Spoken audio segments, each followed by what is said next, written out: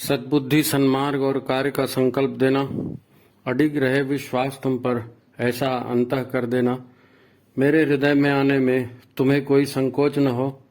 हे गुरुदेव, मुझे नजरों से दूर कभी न होने देना। हे गुरुदेव, मुझे नजरों से दूर कभी न होने देना। नमस्कार। गायत्री चिंतन धारा के चिंतन सत्र में आप सभी का स्वागत है। मित्रों, अब युग बदल चुका है, समझ जाओगे तो फायदे में रहोगे। इस विषय पर अपनी चर्चा आज होने वाली है। एक समय हम गीत गाते थे, बदलो अपनी चाल, नया युग आने वाला है नहीं? हुई दिशाएं लाल, अंधेरा जाने वाला है, नया युग आने वाला, ऐसा वो एक गीत था। लेकिन अब परिस्थितियां बदल गई हैं। अब युग बदल चुका है। किस परिप्रेक्ष्य में है, कैसा है, ये अपन आगे देखेंगे। लेकिन इस युग में, बदले हुए युग में, यदि हमने जीवन का ढर्रा नहीं बदला तो अब ये अंतिम घड़ियां हैं। और अगर अभी भी हम ईश्वरीय अनुशासन में नहीं जी सके तो निश्चित ही हमारा बहुत बुरा हाल होने वाला है। तो ये चेतावनी भी है और ये सुझाव भी है कि समझ जाओगे तो फायदे में रहोगे। तो इसी विषय पर अपना आज का ये चिंतन अपन कर रहे हैं, क्योंकि ब्रह्म ऋषि का अवतरण हुआ और ब्रह्म ऋषि ने आकर के सारा अंजाम जमाया युग परिवर्तन का। उस समय कोई नहीं पहचान पाया तो बात समझ में आती है नहीं? तो अब तो समझ में आना चाहिए। इस विषय पर अपन चर्चा करेंगे और आप महत्वपूर्ण होने वाली चर्चा तो आखिरी तक बने रहें और अपने विचार हमें कमेंट बॉक्स में जरूर दें। तो मित्रों, समझ जाओगे तो फायदे में रहोगे कहा गया, तो ये किसके फायदे की बात है? जाहिर है ये हमारी बात है। आज की मूल समस्याओं से छुटकारे की बात है। गायत्री यज्ञ और संस्कारों के माध्यम से मनुष्य में पशुता के बढ़ते प्रकोप को रोककर उसके भीतर के सच्चे देवतुल्य इंसान को जगाने की बात। सोचकर देखें, आज हमारे, आपके और सभी के बारे में ये बात है कि हम लोग ये कहते हैं कि हमारे पास समय नहीं है। ये समय हमारा जाता कहाँ है, कहाँ जाता है इस समय? हमें इस पर चिंतन करना पड़ेगा। इतना पैसा हमें मिलता है, वो पेट भर खाने से कई गुना ज्यादा है, फिर भी हमें पैसे की तंगी होती है। क्या हम अपने मन और अपनी इंद्रियों की संतुष्टि के इतर कुछ बात सहन करते हैं? किसी दूसरे ने कुछ कह दिया है ना, या आपको कष्टदायक वो काम है ना, तो इंद्रियों की संतुष्टि और उसके अतिरिक्त अपने मन के विपरीत हम कुछ सहन करते हैं क्या? ये हमसे सहन नहीं होता। हम श्रेष्ठ विचारों और स्वयं के श्रेष्ठ संकल्पों पर भी टिक नहीं पाते। हम ही ने कहा था कि हम ऐसा करेंगे, लेकिन हम अपने ही वचनों पर नहीं टिक पाते। तो ये सब स्थितियां बड़ी विचित्र है ना? ये क्यों होता है ऐसा? ये हमारे मन का जो प्रकोप है, कहना चाहिए, मन की हमारी गतिविधियां हैं, उसका एक स्वरूप है। मित्रों, व्यक्ति, परिवार, समाज की बात करते हैं, ये सारी व्यवस्थाएं टूट चुकी है, छिन्न भिन्न हो चुकी है ना? समाज के नाम पर तो बस स्वार्थ की नेतागिरी भरी पड़ी है ना? और गृहस्थी को क्या बोले, आजकल गृहस्थी की कोई बात नहीं करता। और मैरिड लाइफ कैसे चल रही है? मैरिड लाइफ कहते हैं शादीशुदा जिंदगी है ना? पति पत्नी का 7 जन्मों का साथ तो छोड़ो, इसी जन्म में उसके साथ निभाना मुश्किल हो गया है। बिना भाई बहन के बच्चे होते हैं, मोबाइल के साथ खेल के बड़े होते हैं, भाई बहन के साथ खेल के बड़े नहीं होते यानी जमाने की बदलाहट को आप देखिए कि 60 और 70 के दशक की फिल्मों को देखो या उनके गानों को सुनो, आप खुद कहेंगे कि ऐसा प्यार, ऐसी दुनिया, ऐसी कल्पना, ये कौन सी दुनिया की बात है भाई? कहाँ रहते हैं ऐसे लोग? सजनवा बैरी हो गए हमारा, काहे का सजन और काहे का बैरी, यहां तो बड़ा मुश्किल हो गया है। सारी चीजें बदल गई हैं। आज हम भौतिक विकास के हर तरह के लाभ उठा रहे हैं, उठाना भी चाहिए। भौतिक विकास कोई बुरी बात तो है नहीं, यह तो सच ही है। पर इतना इसके साथ और भी एक बड़ा सच जुड़ा हुआ है कि भौतिक विकास के साथ भोगों की भारी वृद्धि हुई है और इसकी कीमत भी हम चुका रहे हैं। विकास की बहुत बड़ी कीमत चुका रहे हैं। तनाव, अकेलापन, है नहीं, और बीमारियों से घिरकर पहले परेशान हो रहे हैं हम। हर जगह बीमारियां, तनाव, झंझट, झुंझलाहट, ये सब होती थी। पहले से अगर आज की तुलना करें तो पहले दांत भी थे और खाने को चने भी थे। पहले चने तो दांत नहीं, दांत है तो चने नहीं, लेकिन पहले हमारे पास दांत भी थे और खाने को चने भी थे और हम वो चने खाकर भी खुश थे।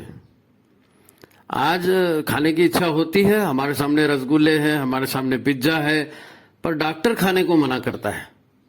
डॉक्टर खाने को मना करता है। ये बदल गई, परिस्थितियां बदल गई, वही बता रहे। अच्छा, ये मामला व्यक्तिगत स्थिति तक सीमित नहीं है, खाली हमारा ही जीवन, हमने निजी जीवन बदल दिया है या समाज को बदल दिया, ऐसा नहीं, हमने पूरे धरती के जीवन को बदल डाला। ये और भी बड़ी समस्या है। नदियों का सूख जाना, मिट्टी का बंजर हो जाना, वर्षा का अनियमित हो जाना, वायु, ध्वनि और विचारों के साथ साथ अब तो विद्युत चुंबकीय ऊर्जाओं का भी प्रदूषण है। ये जो 5G टावर, 4G टावर, विद्युत चुंबकीय ऊर्जाएं निकलती है, उसका भी एक प्रदूषण है। और ये पूरे प्रदूषण में हमारा मानव समाज फंस गया है और ऐसी न जाने कितनी मुसीबतों से हम घिर चुके हैं। यदि हम आज भी सचेत न हुए तो आने वाले दिन कितने बुरे होंगे, इसकी कल्पना करना बड़ा कठिन है, बड़ा कठिन। क्या है, विज्ञान और अध्यात्म, इसकी युगलबंदी होती है। स्थूल जगत और सूक्ष्म जगत की युगलबंदी होती है। अब आपकी दो टांगे हैं और एक ही टांग बड़ी होती चली जाए और दूसरी उतनी ही बड़ी रहे तो कैसे होगा? ये हमारा जीवन ऐसे ही हो रहा है। अब विज्ञान की तरक्की का हाल देखो। अभी जो तुर्की में भूकंप आया था, अब उसके बारे में लोगों का कहना है कि ये भूकंप कृत्रिम रूप से लाया गया था। ये वे नेचुरल, प्राकृतिक भूकंप नहीं था, भूकंप पैदा किया गया। अच्छा, कोरोना आया 2 साल, है नहीं, कोरोना के लिए भी कहते हैं कि कोरोना का वायरस पैदा किया गया लैब में और सब जगह छोड़ के लोगों को बीमार किया गया। कोई कहता है मनुष्य के अंगों में अब चिप लगा करेंगे। आपकी कैपेसिटी बढ़ानी है, आपकी याददाश्त बढ़ानी है, आपके चिंतन की कैपेसिटी बढ़ानी है ना, आपके मस्तिष्क का विस्तार करना है, तो आपको अपने शरीर में अतिरिक्त योग्यताएं लाने के लिए कंप्यूटर जैसी चिप लगानी पड़ेगी अलग से। अब कोई असंभव वाली बात नहीं है। अभी हार्ट में तो पेसमेकर लगी रहे ना, कान में सुनने वाली मशीन लग रही, हो सकता है कल इंसान के शरीर में चिप भी लगने लगे। विज्ञान की प्रगति की बात बता रहे हैं। अब लोग तो ये भी कहते हैं कि इंसान के बच्चे अब प्रयोगशाला में पैदा होंगे और ऑर्डर दे करके अपने जो आपका मन है, आपके मन मुताबिक उस क्वालिटी का बच्चा आपको मिल सकता है लैब में पैदा करके। कृत्रिम बुद्धिमत्ता का विकास जब से हुआ है, कृत्रिम बुद्धिमत्ता मतलब आर्टिफिशियल इंटेलिजेंस जिसको कहते हैं, है नहीं, कंप्यूटर में, मोबाइल में, इनमें सब जगह आजकल उसका बड़ा यूज होता है। तो आर्टिफिशियल इंटेलिजेंस या कृत्रिम बुद्धि की मशीनें अब इंसानों की जगह लेते जा रही हैं। ये विकास की बात बता रहा हूं मैं, वैज्ञानिक विकास, एकांगी जो विकास हुआ है उसका। आज झूठ फरेब फैलाने का काम, ये ना, ये भी एक बहुत बड़ी बात है। झूठ बोलना, फरेब फैलाना, क्योंकि मायावी युद्ध है ना, देवासुर संग्राम, तो इसमें झूठ फरेब भी एक हथियार होता है। तो आज झूठ फरेब फैलाने का काम मीडिया की मदद से इतना बढ़ गया है कि यही झूठ सच लग रहा है। जो भी झूठ मीडिया दे देता है वो सच लगने लगता है और लोग वैसे ही करने लगते हैं। अच्छा, लोग भी इस सपनों की दुनिया से बाहर आना नहीं चाहते। ये इंटरनेट, ये मोबाइल, ये न्यूज, ये व्हाट्सएप पर ये एक इनकी दुनिया है और लोग इसके आदी हो गए, नशा हो गया लोगों का। लोग इससे बाहर भी आना नहीं चाहते। अब कहाँ के गुरु, कहाँ का अध्यात्म, किसी को बोलने जाओ तो बहुत देर हो चुकी है नहीं। ज्यादा अध्यात्म वगैरह की बात करो तो लोग बोलते हैं अरे भैया ये सब पूजा पाठ हमको मत बोलो, चंदा वंदा चाहिए तो ले लो यार, और मेरा समय खराब मत करो, बोर करना बंद करो। ये हालात हैं हमारे, ये हालात है हमारे। सभी को एक निश्चित समय में अपना टारगेट हासिल करना है।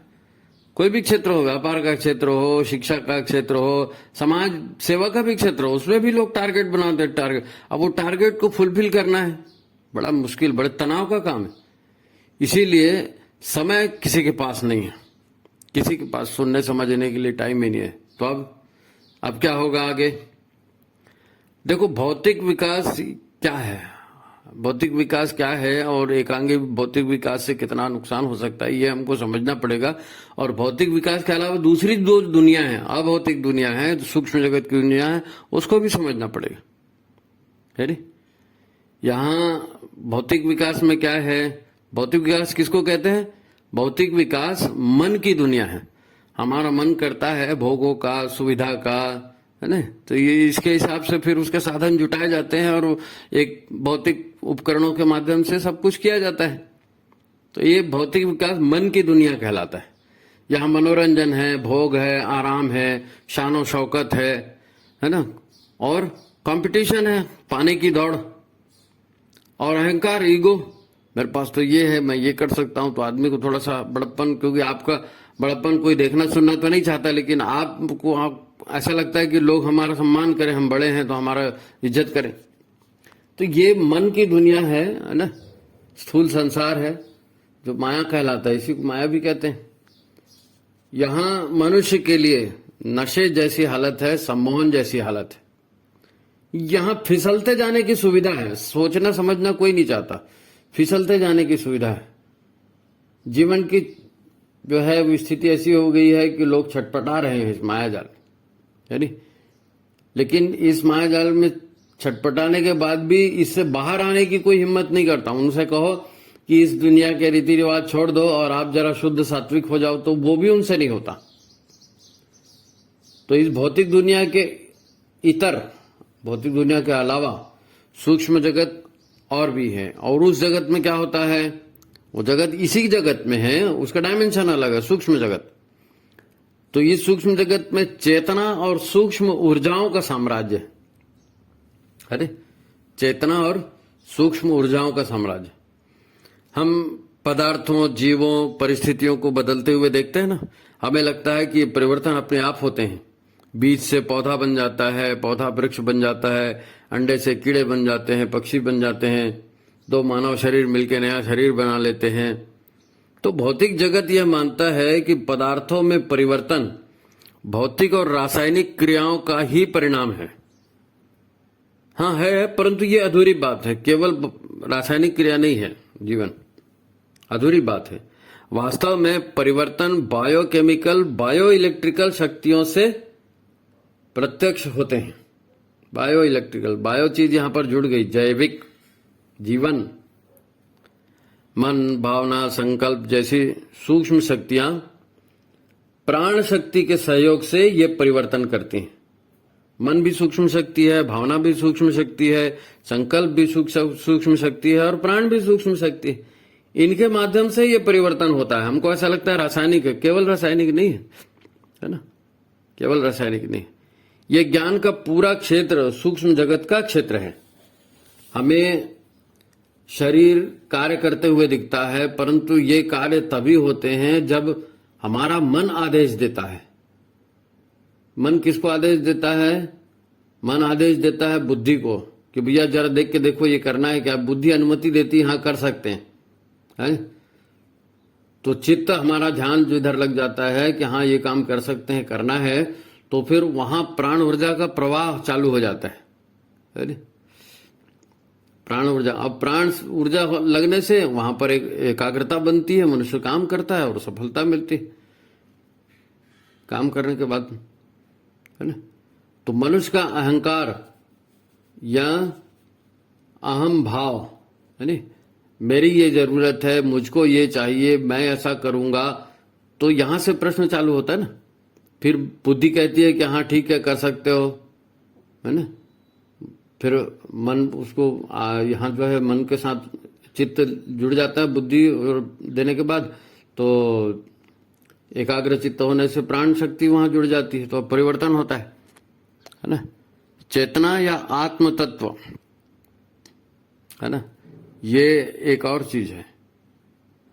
चित्त प्राण ऊर्जा को केंद्रित करता है, मनुष्य का अहंकार इस परिवर्तन की मांग करता है, इसलिए ये परिवर्तन होता है। और चेतना या आत्म तत्व इसका साक्षी बनता है। इसकी उपस्थिति में, चेतना तत्व की उपस्थिति में, आत्म तत्व की उपस्थिति में मन, बुद्धि, चित्त और अहंकार को जो है वो जीवन मिलता है, जीवन की सक्रियता मिलती है मन, बुद्धि, चित्त, अहंकार को। गायत्री महाविज्ञान में हमारे गुरुदेव कहते हैं, ब्रह्मर्षि कहते हैं कि जो शरीर हमें कार्य करते हुए दिखता है, यह भौतिक कणों के संयोग से बना एक यंत्र मात्र है। यह शरीर वास्तव में जिन सूक्ष्म शक्तियों से गतिमान होता है, वो सूक्ष्म शक्तियां क्या है? शरीर को चलाने वाली मन, बुद्धि, चित्त, अहंकार, है ना, इससे बनी एक सूक्ष्म स्वतंत्र सत्ता है। यानी स्थूल शरीर है, स्थूल शरीर में आपकी किडनी है, लीवर है और ये सारी चीजें है ना, तो ऐसा ही एक सूक्ष्म शरीर भी है। और इस सूक्ष्म शरीर में मन है, बुद्धि है, चित्त है और अहंकार है। ये चार तत्वों का बना हुआ शरीर, ये सूक्ष्म शरीर। जब कोई मर जाता है तो स्थूल शरीर छूट जाता है, लेकिन सूक्ष्म शरीर रहता है, मन रहता है, बुद्धि रहती है, चित्त रहता है, अहंकार रहता है ना। तो ये दूसरा शरीर है, उसका डायमेंशन अलग है। आप शरीर को काट के वहां मन को ढूंढोगे, चित्त को ढूंढोगे तो वो नहीं मिलेगा, क्योंकि उसका डायमेंशन अलग है। वो ऐसा स्थूल आंखों से आप उसको देख नहीं सकते, है ना। ये शरीर वास्तव में जिस सूक्ष्म शक्तियों से गतिमान होता है, वह मन, बुद्धि और चित्त अहंकार से बना सूक्ष्म शरीर है, जिसके केंद्र में चेतन सत्ता है। आत्मा जिसको कहते हैं, चेतन सत्ता। ये चेतन सत्ता इस यहां पर है, क्यों है? उसका कुछ कारण है, और उन कारणों, वो भी सूक्ष्म जगत के ही बातें हैं। वो कारण कुछ कारण है, उसके कारण वो चेतन सत्ता, वो उसको जुड़े हुए विचारों को क्या कहते हैं? कारण शरीर, चेतना के साथ स्थूल शरीर, सूक्ष्म शरीर और कारण शरीर। कारण शरीर जन्म लेने के लिए कारण बनता है, सूक्ष्म शरीर स्थूल शरीर को संचालित करता है। इस प्रकार हमें जो व्यक्ति का शरीर दिखता है ना, उसे चलाता है सूक्ष्म शरीर, और एक अन्य शरीर है ये अलग से, सूक्ष्म शरीर स्थूल शरीर के अलावा।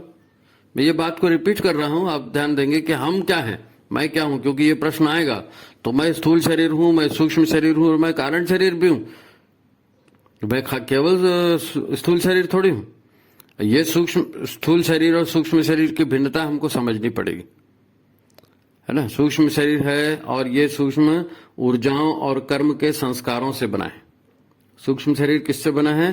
सूक्ष्म ऊर्जाओं, और हम जो भी कर्म करते हैं, संकल्प करते हैं, विचार करते हैं, वो नष्ट नहीं होते, वो हमारे अंदर में सुरक्षित रहते हैं और ये सूक्ष्म शरीर का हिस्सा बनते हैं। सूक्ष्म शरीर ही तो जन्म लेता है ना, तो जैसी वहां पर कामनाएं होंगी, जैसे इच्छाएं होंगी, जैसे संकल्प होंगे, उसी हिसाब से शरीर धारण करेगा। तो ये तो सूक्ष्म शरीर के तत्व है ना। और ये सूक्ष्म शरीर प्राण तत्व के सहयोग से काम करता है। प्राण तत्व, सविता को प्राण का अधिष्ठाता कहा है ना, प्राण तत्व वहां से आता है। हमारा शरीर चलता है तो ऐसा लगता है कि ग्लूकोज है तो चलेगा, लेकिन ग्लूकोज है तो ग्लूकोज एक केमिकल है, ग्लूकोज एक केमिकल है। और प्राण जो है ये केमिकल नहीं है, प्राण एक एनर्जी कह सकते हैं इसको, एनर्जी विथ माइंड, जीवित ऊर्जा है प्राण, वाइटल एनर्जी है ना। तो वाइटल एनर्जी, जीवित ऊर्जा के सहयोग से सूक्ष्म शरीर काम करता है।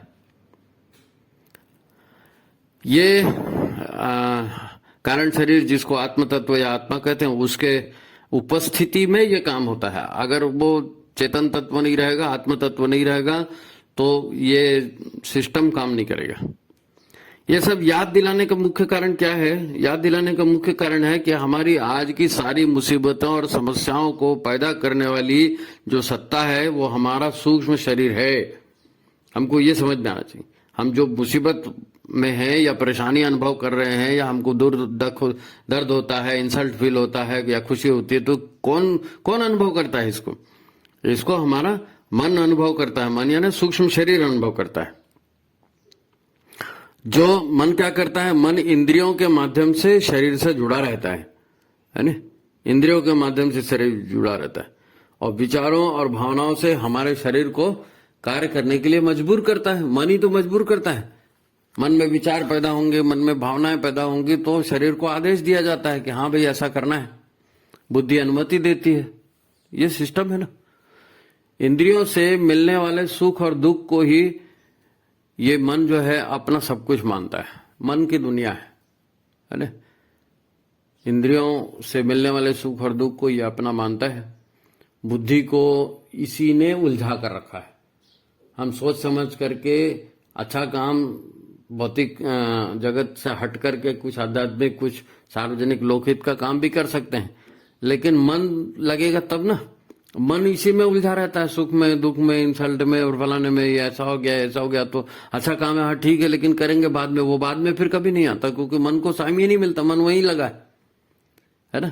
तो मन के 3 काम है, आप इसको समझ जाइए। क्योंकि आपको आत्मचिंतन, आत्मविश्लेषण करेंगे तो आपको पता चलना चाहिए कि मन है क्या और कैसे काम करता है। तो मन 3 काम करता है। सबसे पहला मन का काम है प्रेम करना। प्रेम करना मन को बड़ा अच्छा लगता है। प्रेम यानी अनुराग। और दूसरा काम जो मन को अच्छा लगता है वो है तिरस्कार वाली बात, द्वेष करना। मन प्रेम भी करता है और प्रेम का उल्टा यानी द्वेष भी करता है। बुरा मानता है, शत्रुता पालता है, बदले की भावना पालता है ना। ये उल्टे काम है। तो इसी को राग और द्वेष कहते हैं। मनुष्य क्या करता है? मन क्या करता है? राग और द्वेष से घिरा रहता है। या तो अच्छा चाहेगा या तो सामने वाले का बुरा चाहेगा। अपना अच्छा चाहेगा, सामने वाले का बुरा चाहेगा। इसके अतिरिक्त फिर जो टाइम बचता है उसमें तो शरीर का तीसरा काम मन करता है। तीसरा काम क्या है? अपने लिए आराम या सुख या भोग के अधिकतम अवसर पैदा करना। मुझको भोग कहाँ मिलेगा, मुझको आराम कहाँ मिलेगा, मन बड़ा उसी में आकर्षित रहता है। या तो प्रेम करेगा या दुश्मनी करेगा या सुख भोग करेगा। ये 3 काम है। समझने वाली बात यह है कि फिर मैं क्या हूं? आपने स्थूल शरीर बता दिया, आपने सूक्ष्म शरीर बता दिया, आपने कारण शरीर बता दिया, चेतना आत्म तत्व बता दिया। फिर मैं क्या हूं? ये प्रश्न आ गया ना।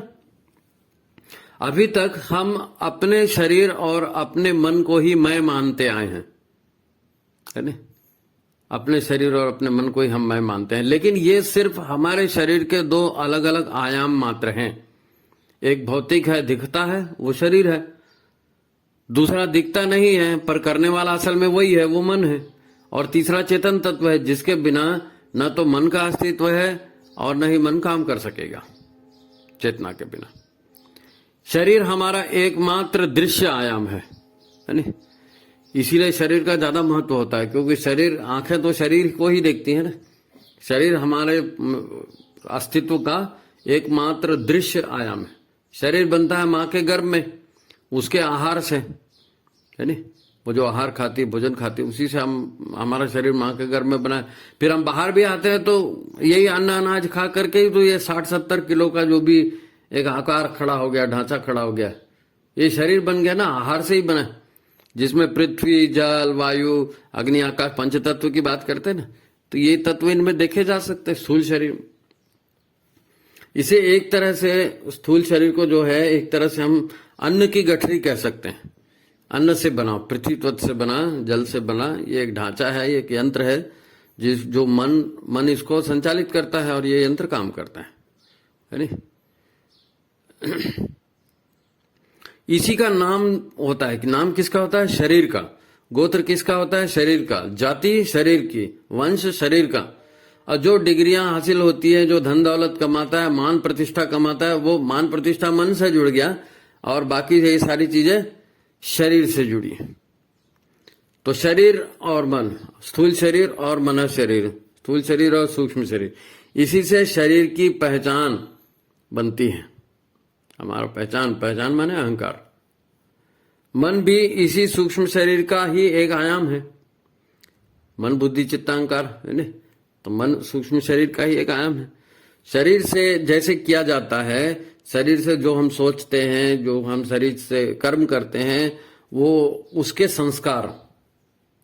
संस्कार ये इसमें मन में शामिल होते हैं। जो कामनाएं हम करते हैं, जो इच्छाएं भावनाएं हमारे अंदर आती है ना, हमारे अंदर भावनाएं उपजती हैं, उनको क्रियान्वित करने का काम मन करता है। और मन इसके लिए बड़ा उतावला रहता है। दिमाग में आ गया कि चाय पीना है तो चाय कहाँ से मिलेगी, उसके लिए उतावला हो जाता है आदमी। नहीं यार अच्छा नहीं लग रहा है, टीवी नहीं देखना, बाहर जाना है, तो मन बाहर जाने के लिए उतावला हो जाता है। तो मन को जो भी एक बार आ गया तो उसके लिए फिर वो उतावला हो जाता है, और जैसे मन कहेगा वैसे शरीर फिर चला जाता है उसके पीछे लुढ़कते हुए।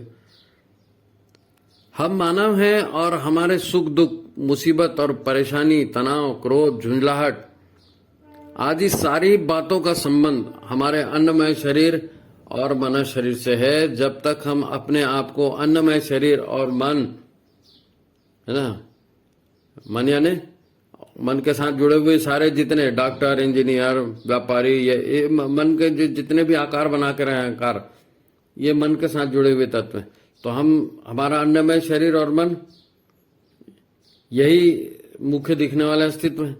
तो मुसीबतें हमको यहीं से आती हैं, यानी ब्रह्मर्षि द्वारा हमारे लिए सुझाया गया मार्ग। ब्रह्मर्षि ने क्या कहा कि भाई ये शरीर तो अपने ढंग से काम करता है, ये मन अपने ढंग से काम करता है, और इसके पीछे जाओगे, शरीर की डिमांड के पीछे, मन की डिमांड के पीछे, तो आप कभी पूरा नहीं कर सकते। इसलिए ब्रह्मर्षि ने, हमारे गुरुदेव ने हमें सुख से जीने के लिए साधना का मार्ग बताया, जीवन साधना, है ना। इसमें शरीर और मन को साधने के, सुधारने के या उसको ठीक रास्ते पर चलाने के उपाय है। साधना इसी का है। साधना क्या है? उपाय है शरीर और मन को ठीक रास्ते पर चलाने का। इसी के लिए सद्बुद्धि धारण करने और लोकहित के बड़े उद्देश्य में जीवन लगाने की बात उन्होंने कही कि आप जो है सद्बुद्धि को धारण करें और यज्ञमय जीवन बनाएं, लोकहित में जीवन जिए। हम स्वाध्याय, सत्संग, जप, ध्यान, संस्कार द्वारा अपने अपने परिवार और अपने समाज को भी, उनके चिंतन को भी, उनके व्यवहार को भी ईश्वरीय अनुशासन में लाने का प्रयत्न करते हैं। साधना में गायत्री मंत्र का जाप करते हैं, यज्ञ करते हैं, संस्कार करते हैं, और अपने आप को जो है ईश्वरीय अनुशासन में लाने का। क्योंकि ईश्वरीय अनुशासन में आप चलेंगे तो टकराहट नहीं होगी। हमारे मुख्य टकराहट यह है कि हम असंभव काम को करना चाहते हैं, है ना, दूसरे की मर्जी पे। उसने ये करना चाहिए, अरे उसने ये करना चाहिए नहीं, आपको क्या करना है, आप उस ढंग से चलो ना। दूसरे के ऊपर डिपेंड रहोगे तो आप कभी सुख से नहीं रह सकते। पर अभी समाज में ऐसा नहीं हो रहा है।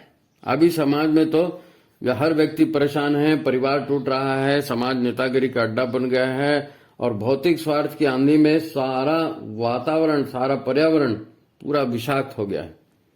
तो हिमालय की ऋषि संसद ने ब्रह्म ऋषि को धरती पर जन्म लेकर धरती की परिस्थिति को सुधारने के लिए भेजा था, हमारे गुरुदेव को।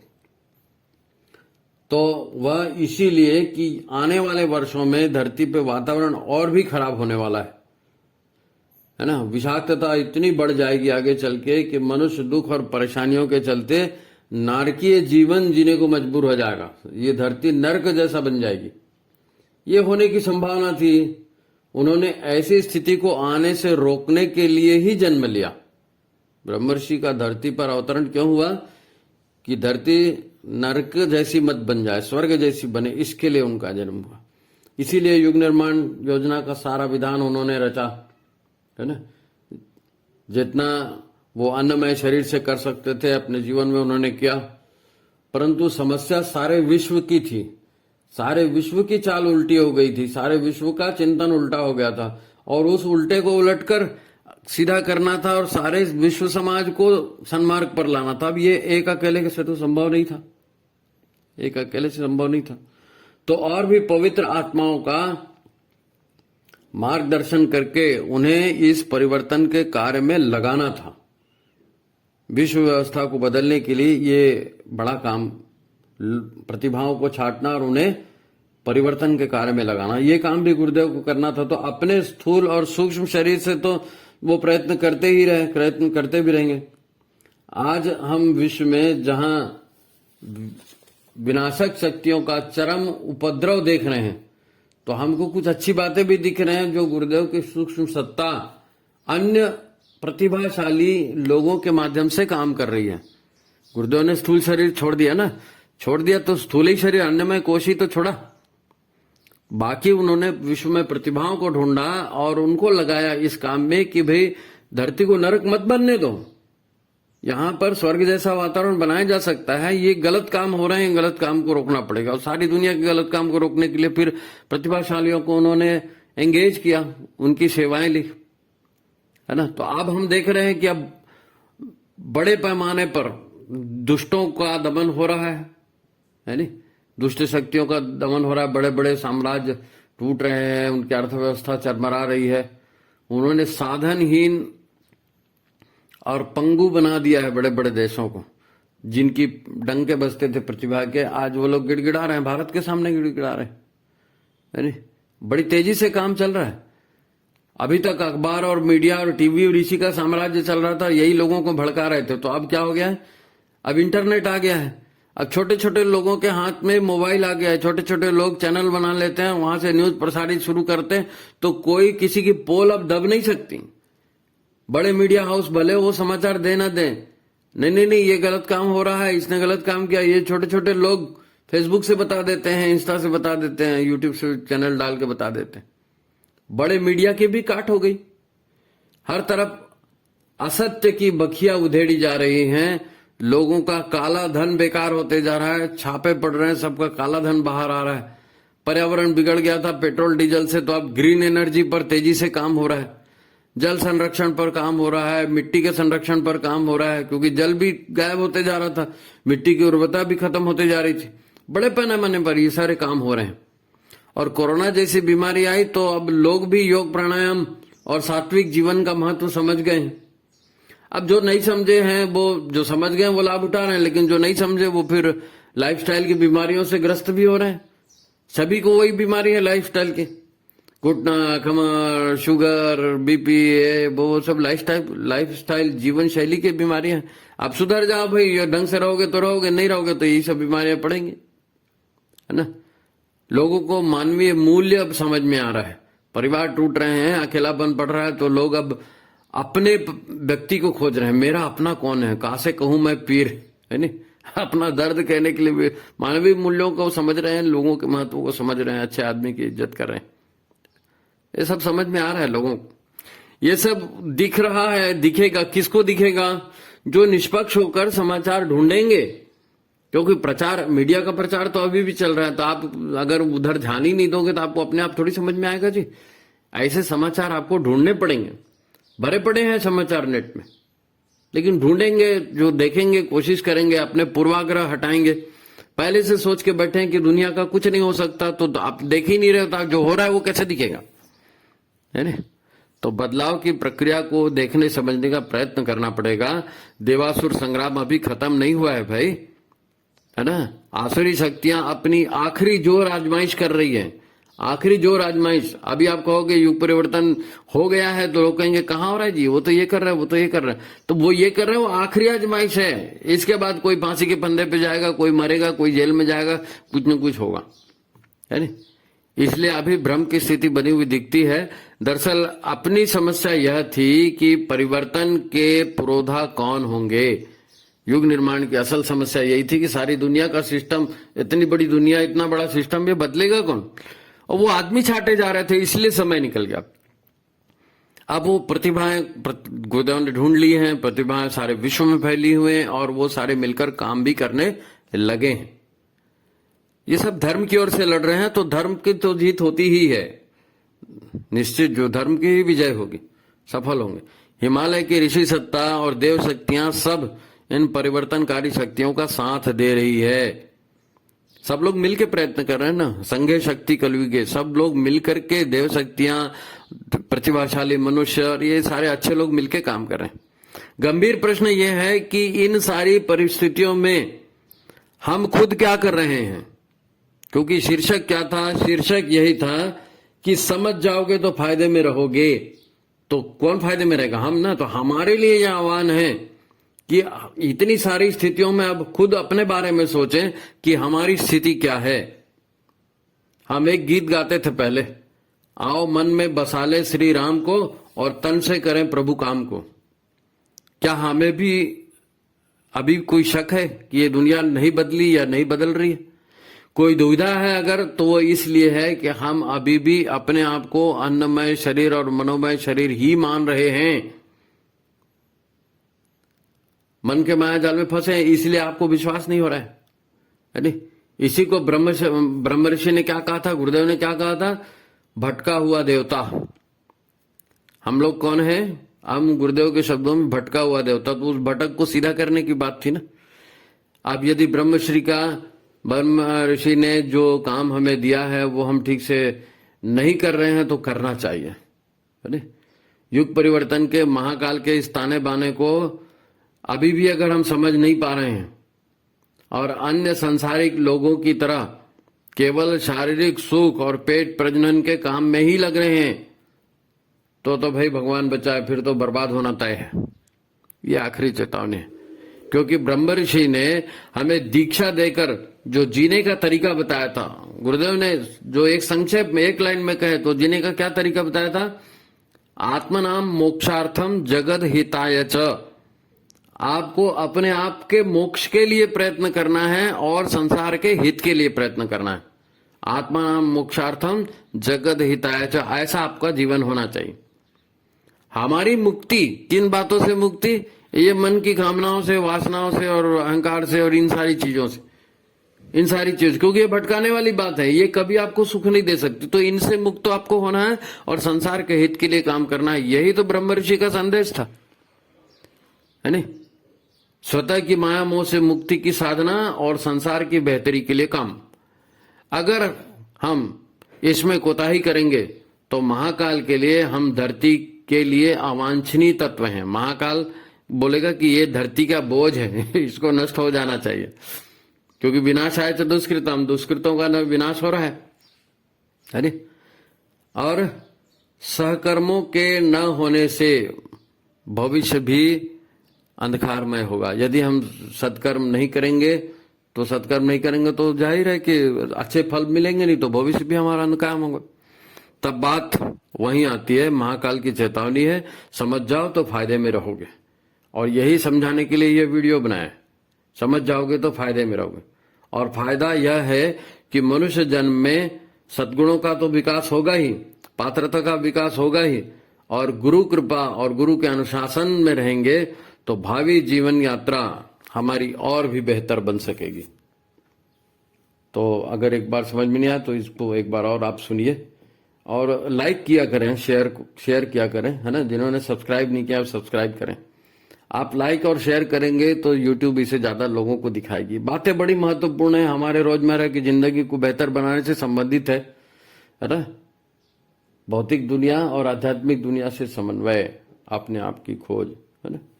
तो जरा आप भी अपना दायित्व निभाइए, लाइक कीजिए, शेयर कीजिए। आज की बात यहीं समाप्त करते हैं, ठीक है? सभी को नमस्कार, प्रणाम।